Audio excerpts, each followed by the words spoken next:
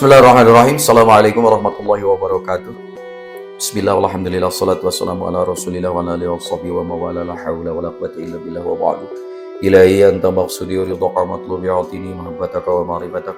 Allahumma faqihni fid dini wa alimni hikmata wa tawila. Allahumma jalni fasahata lisan wa balagatan fil kalam. Allahumma dzakirna bil dzikri minhu ma nasina wa alimna bil dzikri minhu ma jahilna. Rabbana ftah bainana wa baina qaumina bil haqqi wa anta khairul fatihin. Allahumma ftah lana bi futhil arifin. Khususan ila hadratir mu'allif hadal kitab Syekh Muhammad Syekh Ahmad Sahibul Wafa Tajul Arifin afana wa iyyahum bil mimma ijazatim al-Fatihah. A'udzubillahi minasyaitonir rajim. Bismillahirrahmanirrahim. Alhamdulillahirabbil alamin arrahmanir rahim maliki yaumiddin iyyaka na'budu wa iyyaka nasta'in ihdinas siratal mustaqim siratal ladzina an'amta 'alaihim ghairil maghdubi 'alaihim waladdallin. Amin ya Allah rabbal alamin. Kepada Allah kita panjatkan zikir kita, kepada Rasulullah kita pertautkan sholawat kita. Semoga dengan karomah para aulia Allah yang telah memberikan percikan karomahnya melalui ilmunya senantiasa menerangi hati kita. Para pecinta kebeningan hati dan kesucian jiwa, para salikin yang Allah muliakan, kita berjumpa dalam kajian seri yang keempat dari kitab Miftahus Sudur. Ini masih pengantar. Pada seri yang ketiga kita sampai sudah memasuki sedikit dari ilmu nafas. Ini penting sebagai bekal untuk memahami betapa dahsyatnya kitab Miftahus Sudur. Itu kemarin kita sudah membahas di seri yang ketiga tentang sepintas tentang karakter-karakter dari nafas yang ada di dalam diri kita, dan sudah diberitahu tentang beberapa tempatnya. Beruntung karena kita nanti akan tahu, kok ini karakternya kayak begini, ini nafsu apa nih yang sedang menggerakkan saya. Maka kalau sudah tahu ciri-cirinya, reaksinya, eksistensinya di dalam tubuh kita, dan kita tahu tempatnya, maka kita akan mudah untuk mengintervensinya. Kira-kira gitulah kalau dalam bahasa psikologi. Selama ini kan kita nggak pernah tahu kenapa syahwat kita senantiasa hanya kepada masalah syahwat wanita, syahwat dunia, syahwat harta, syahwat kedudukan. Nafsu apa tuh yang sedang mengendalikan Anda sehingga Anda kok bisa begitu error gitu ya. Karena kita nggak ngaji nafas teh ngaji diri gitu. Kan kita sering mendengar istilah ngaji diri gitu dalam bahasa Sunda itu. Kenapa? Kalau orang tidak tahu dirinya, dia tidak akan tahu hakikat Tuhannya. Man arafa nafsahu faqad arafa rabbahu. Maka kunci untuk mengetahui eksistensi dan menyadari tentang eksistensi ilahi, ya kita harus tahu tentang kuncinya. Kuncinya ada pada diri kita. Maka orang yang tidak ngaji diri, dia tidak akan tahu diri. Tidak tahu diri, hakikatnya dia tidak tahu Allah. Tapi ngomong tentang Allah, nah kan mengerikan. Ya, berbuat atas nama Allah, menjual Allah. Padahal dia tidak tahu. Karena dia tidak tahu tentang geningnya jati dirinya, dia tidak tahu. Padahal jati dirinya dalam pandangan umum saja, kok orang ini jadi arogan ya, padahal bisa jadi ustadz. Qurannya katalar, ngomongnya aja pakai tajwid. Waduh, itu luar biasa ya. Baik, jadi kemarin kita sudah sepintas memahami tentang karakter-karakter nafsu, meskipun itu hanya sepintas. Dan saya angkat sepintas tentang karakter buruknya aja. Karakter baiknya saya kira tidak perlu dicari lah, nanti akan ketemu sendiri.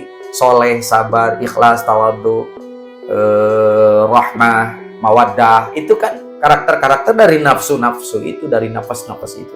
Mungkin orang-orang ahli psikologi akan meneliti ini tentang pendidikan karakter itu sebetulnya adalah pendidikan nafas. Kalau pendidikan karakter tidak tahu ilmu nafas, nah saya kira itu hanya teori yang susah nanti untuk diaplikasikan SOP-nya kayak apa membentuk karakter itu. Baik. Nah, kemarin kita sudah tahu bahwa manusia itu hanya ada dua. Ada yang dia tertarik dengan ilham fujurnya, ada yang ilham takwanya, atau ada yang bolak-balik.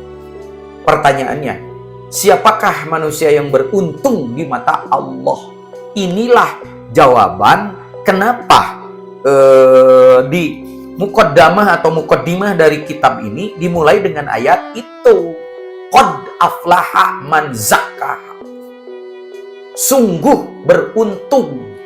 Bahkan beberapa ahli tafsir menyebut itu ada yang mustatir di situ. Lakon gitu. Ada lamnya yang dibuang. Tapi yang masyhur kan ini yang kita tahu. Qad aflaha man zakkaha. Sungguh beruntung orang yang zakkaha terhadap apa? Terhadap nafsunya. Wa qad khaba man dasaha, dan sungguh rugi atau celaka orang yang dasaha terhadap nafsunya. Apa itu zakah? Zakah itu yang menyucikan, menjaga kesucian dari nafsu-nafsunya itu. Maksudnya apa? Si potensi dan dorongan buruknya itu dibersihkan, disucikan, dikendalikan, ditaklukkan. Itu yang zakah. Dan itu yang beruntung di mata Allah. Anda kaya, Anda punya pangkat, tapi Anda tidak zakah terhadap nafsu-nafsu Anda. Rugi, kata Allah. Ngabisin umur doang, ngabisin pangkat sama harta doang, ngabisin gelar doang, karena nafsu Anda tidak zakah. Maka harus ada dong proses zakah ini. Ada. Itulah yang disebut dengan tazkiyatun nafs. Tazkiyatun nafsi adalah tata cara, metode. Dalam bahasa suluknya disebut toriko atau torekat. Jadi toriko itu artinya tata cara dan metode. Metode untuk menyucikan, membersihkan jiwa nafsu dari dorongan buruknya. Inilah yang disebut dengan tazkiyatun nafsi. Sekelompok orang yang suka tazkiyatun nafsi. Dan itu kata Allah yang beruntung. Nah, sedangkan yang kedua, itulah orang yang dasa. Dasa itu apa? Mengotori, membiarkan jiwanya kotor dengan tarikan-tarikan ilham fujurnya. Itulah yang dasa. Pekerjaannya disebut tadsiyah. Kalau yang tadi tazkiyah pakai Z, kalau ini pakai dal, tadsiyah. Tazkiyah apa? Tadsiyatun nafsi, yaitu yang mengotori dan membiarkan jiwanya, nafsunya ada di dalam kekotoran karena mengikuti tarikan-tarikan kotor dari nafsu itu. Disinilah kita melihat bahwa ada manusia yang tazkiyah, ada yang tadsiyah, ada yang tazkiyatun nafsi, ada yang tadsiyatun nafsi. Siapa yang beruntung di mata Allah? Itulah yang tazkiyatun nafsi. Orang-orang yang senantiasa menyucikan dirinya, menjaga kesucian jiwanya. Baik. Kitab ini bergerak di sana. Bagaimana tata cara, metode yang teruji, gitulah. Yang teruji untuk menyucikan jiwanya itu. Nah, kitab ini maka memperjelas, mempertegas, mempertajam, mengajukan konsep yang nyata dan bisa diaplikasikan dari konsep tazkiyatun nafsi. Dengan apa? Dengan alatnya. Dengan apa lagi? Dengan praktek dan tata caranya. Itulah kedahsyatan kitab Miftahus Sudur. Karena selama ini kan tazkiyatun nafsi itu yang saya bilang tadi, itu hanya konsep aja. Konsepnya bisa disusun lah. Kalau di dunia akademik mah asal validasi teorinya ada. Tapi kalau menurut Al-Quran, menurut hadis Nabi, menurut Rasulullah dan tradisi para ulama, alimil ulama, para penerusnya, mana gitu? Yang konsep dan tata caranya itu sudah teruji. Kan itu yang harus dijawab, gitu ya. Ya, maka kalau sudah tahu konsepnya seperti apa, lalu kemudian prakteknya seperti apa, kan harus ada alat atau senjatanya. Senjata untuk menguliti, menaklukkan, membersihkan dari kotoran-kotoran jiwa itu apa? Dan senjata ini harus sekaligus melawan oknum yang dari luar, yang suka bukalapak.com di situ. Apa? Setan dan iblis. Ada senjatanya. 3 itu yang paling penting. 1 ada metode dan tata caranya yang sudah teruji. 2 ada prakteknya, steppingnya, SOP-nya. Yang ketiga ada alatnya.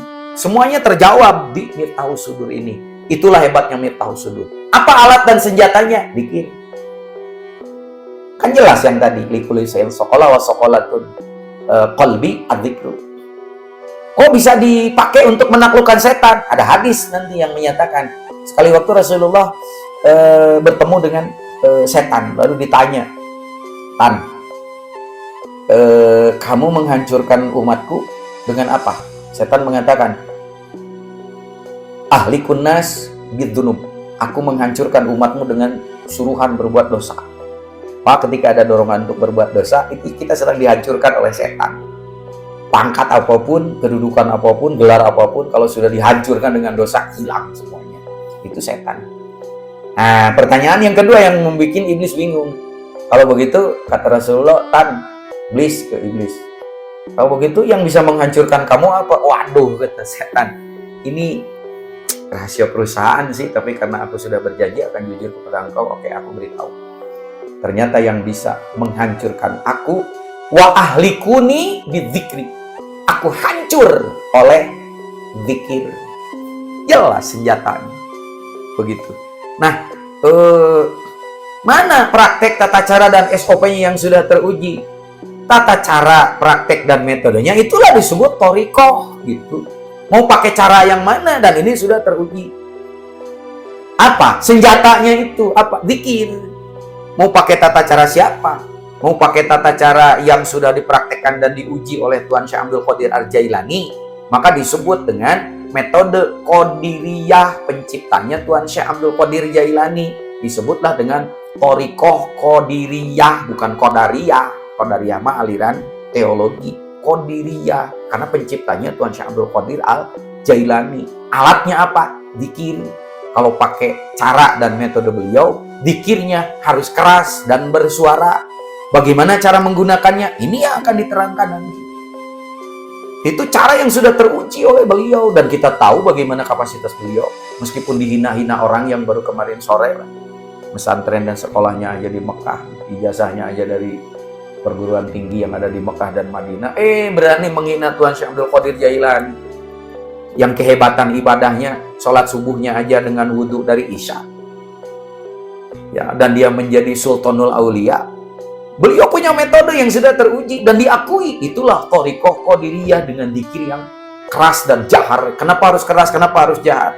Kalimah la ilaha illallah digunakannya kenapa harus begitu? Itu akan dijawab nanti di kitab legenda dari sini.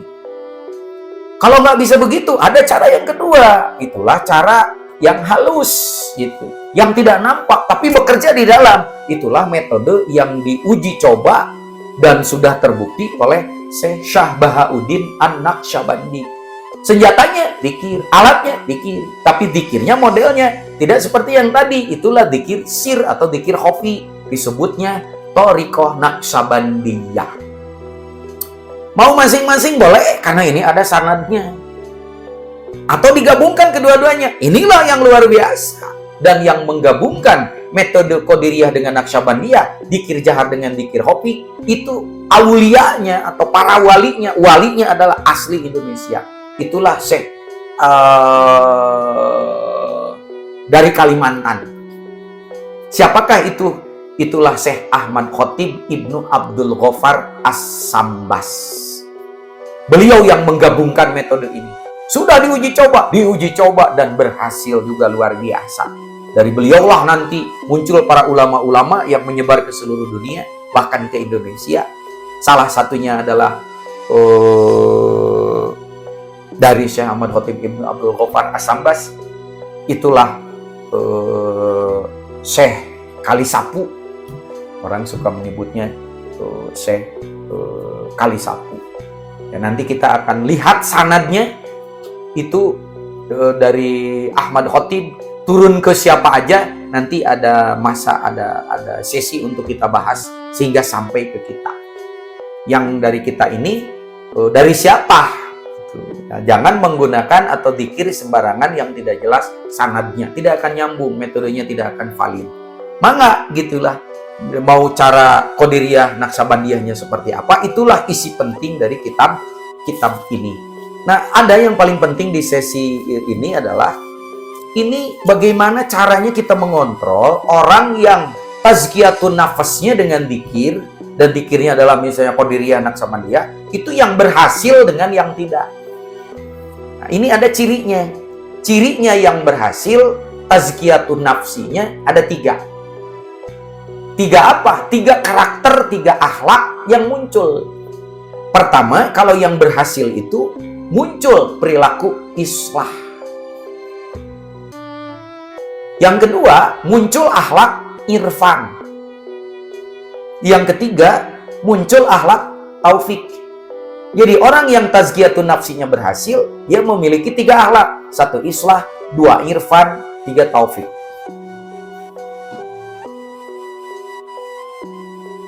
Bagaimana kalau orang yang gagal tazkiyatun nafsnya? alias dia tadzkiyatun nafas. Ibadahnya hebat, baca Qurannya hebat, hadis dalilnya hebat, tapi dia tidak sadar bahwa dia tadzkiyatun nafas. Dia berada di dalam kekotoran akhlaknya yang terhijab oleh ilmu-ilmu dan kepintarannya itu dari sisi yang negatif, dari sawiyah, dari lawamah. Ya, itu muncul 3 karakter perilaku. Perilaku yang muncul adalah pertama al-idwa, yang kedua al-adol, dan yang ketiga al-khuzlan. Jadi yang tadzkiyatun nafsi, sehebat apapun ilmunya, setinggi apapun pangkatnya, kalau muncul 3 karakter ini, maka dia sudah jelas gagal tazkiyatun nafas. Ahli dzikir sekalipun bisa jadi, karena ahli dzikir juga macam-macam nanti. Ya, bahkan ada ahli dzikir yang tetap munafik, berarti dia berada di kawasan tazkiyatun nafsi. Cirinya igwa, yang kedua adol, yang ketiga khuzlan. Jadi ada yang tazkiyatun nafsinya berhasil, ada islah, ada irfan, ada taufik. Dan yang gagal, ada irwa, ada adol, ada khuzlan. Dan itu semua muncul di dalam karakter akhlaknya. Kita tinggal lihat saja, ini orang tazkiyah atau tazkiyah. Kita tinggal lihat yang 6 karakter itu dari 2 bagian. Apakah yang ke-6 karakter itu? Insya Allah kita lanjutkan di bahasan seri yang berikutnya. Baru kita mulai akan masuk kepada muqaddimah dari kitab Miftahus Sudur. Semoga menambah wawasan kepada kita dan semoga karomah dari pengarang buku ini senantiasa menyertai di dalam perjalanan spiritual kita. Terima kasih. Wabillahi taufik wal hidayah. Assalamualaikum warahmatullahi wabarakatuh.